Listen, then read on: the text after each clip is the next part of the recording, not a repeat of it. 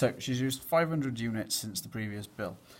Each of them are now being charged at 21 pence, so that's a grand total of £105 for the units used. There's a standing charge which has increased by 20 pence, so there's a standing charge which is now £7.80, and that's per month. So that's going to be 3 sevens are 21, 3 80s are £2.40, so that's £23.40. And then there's VAT at 5% on that total. So the VAT at 5%, so it's 5% of these two added together, which is £128.40. So we've got to find 5% of the £128. So the VAT then is half of £12.84, which is £6.42.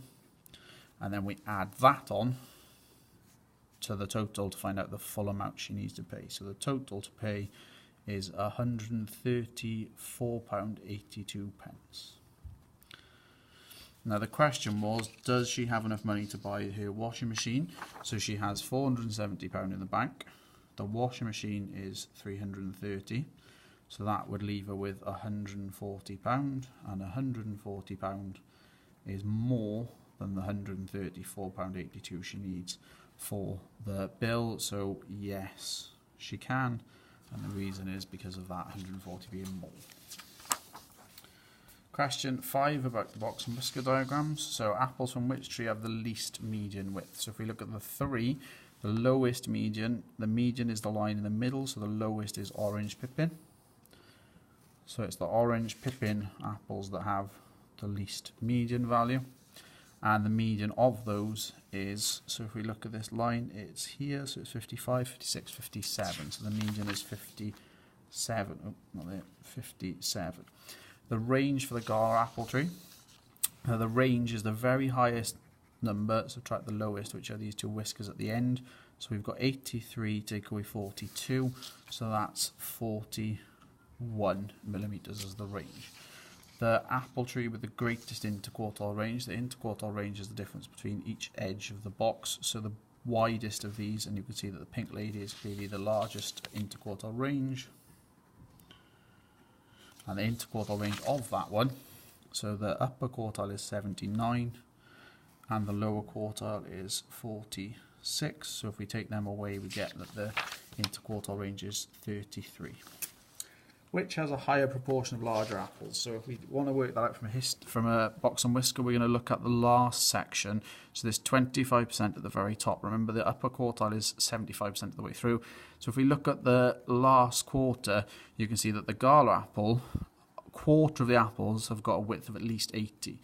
Whereas down here, it's only a quarter of them have got a width of 75, and this is a width of 79. So you can see that the Gala apples have the higher proportion of the larger apples as the Gala ones because of the highest upper quartile, and that's the reason for that. So it's the highest upper quartile.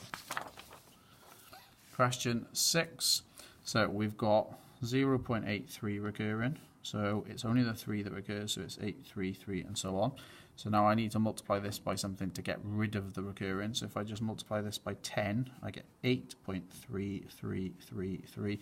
And you can see these 3's, when I subtract now, will disappear apart from the first one. So 9 lots of A are going to be equal to 8.3 take away 0.8, which is going to be 7.5. So A is equal to 7.5 over 9, which we can't have, so we'll times them both by 10.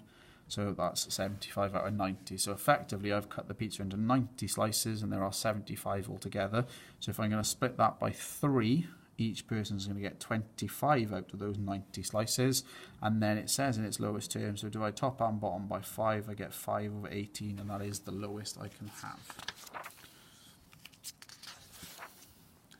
Histogram. The remaining pupils took 16 pupils took between 25 and 35. So to find the frequency density, I do the frequency divided by the group width. So in this case, that's 16 divided by 10, which gives me a frequency density of 1.6. So I find 1.6 on the graph, and I can add the extra bar in,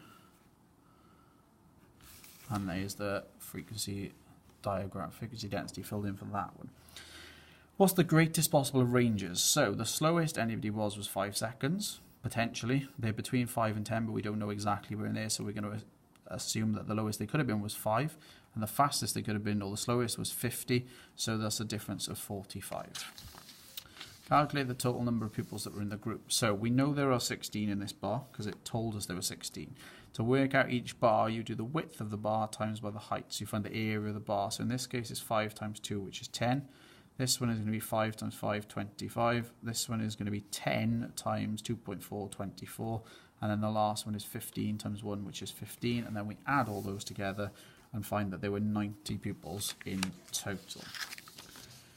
The time I took was 18 seconds. This means I was in the fastest 50% of the pupils. So if we work out where 18 seconds fits in terms of pupils, we can find out whether he was within the first half of the amount of pupils.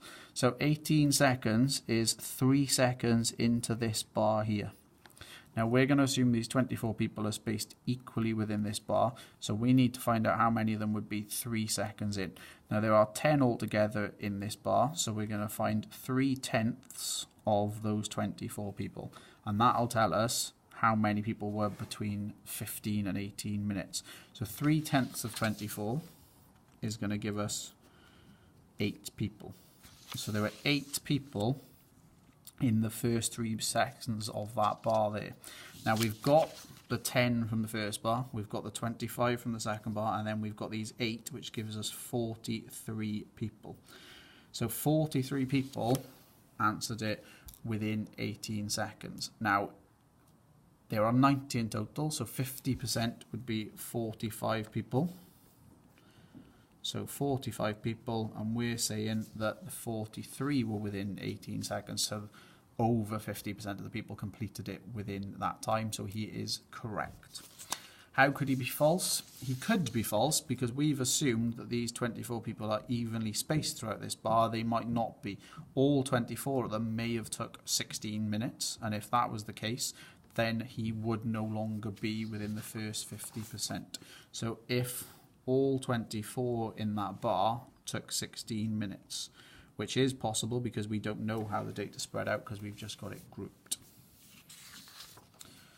Question 8, similar shapes. So as soon as we see similar shapes, we're going to look at lengths, areas and volumes. And then for each of those, we have the small shape, we have the large shape, and we have the scale factor that links them. So in the small shape, we know a length of 30. And in the large one, we've got a length of 45. So we've got a scale factor by doing 45 divided by 30, which is 3/2. Now they're talking about the cost of paint. If I'm painting something, I'm not going to paint a length, I'm going to paint an area. So I need this area scale factor, which is going to be 3/2 all squared, which is 9/4, square the top and bottom. And then I'm going to do the £1.60 for the smaller one, times by the scale factor to find the larger one. So £1.60 times by 9/4. You can either do 1.60 times 9 and then divide by 4, or you can divide first. So £1.60 divided by 4 is 40 pence.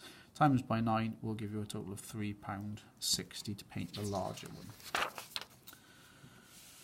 So the selling price is £12. How much was the cost price? So in our formula, new amount equals original amount times by a multiplier. We know the new amount is £12. Now it doesn't matter which one of these we're going to do first. So let's go with the VAT at 20% first. So the original amount before the VAT, the multiplier is 1.2 because the VAT was an increase of 20%. So that gives us a multiplier of 1.2.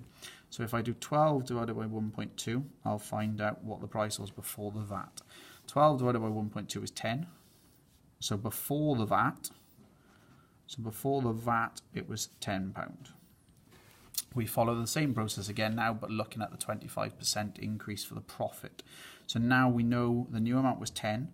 We're trying to find the original amount, and this time the multiplier is 1.25 because it's been increased by 25%. So we do 10 divided by 1.25 is equal to the original cost price. 10 divided by 1.25 is £8, so £8 is the cost price that they're looking for. Question 9, what is the earliest time where acceleration was 0? So in a velocity time graph, acceleration is represented by the slope. So the first time the slope is completely flat is up here, and that is at about 1.7 seconds. So that is when she has an acceleration of 0.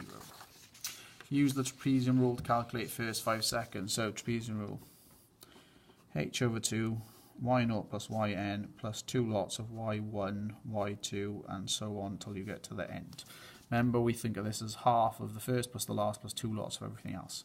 So in this case, we're looking at 0, 1, 2, 3, 4, 5, and h represents the increase, so that is going to be a half. y0 is the y value at t equals 0, which is 0. The last one is the y value when t equals 5. So when t equals 5, her y value is 4. And then it's 2 lots of each of the ones in between. So 1, 2, 3, and 4. So at t equals 1, it's 4. At t equals 2, it's 5.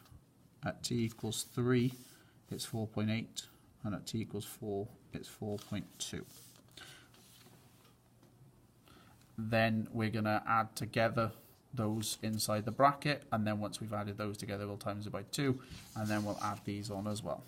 So that's going to be 9 plus 9, which is 18, times 2, which is 36, plus 4 is 40 inside there, and then we're going to do a half of 40, which is 20 metres travelled. How far ahead was Katrin than Delith? So if we look at Delith, we could use the trapezium rule, but because Delith is a straight line, we can just find the area of this triangle.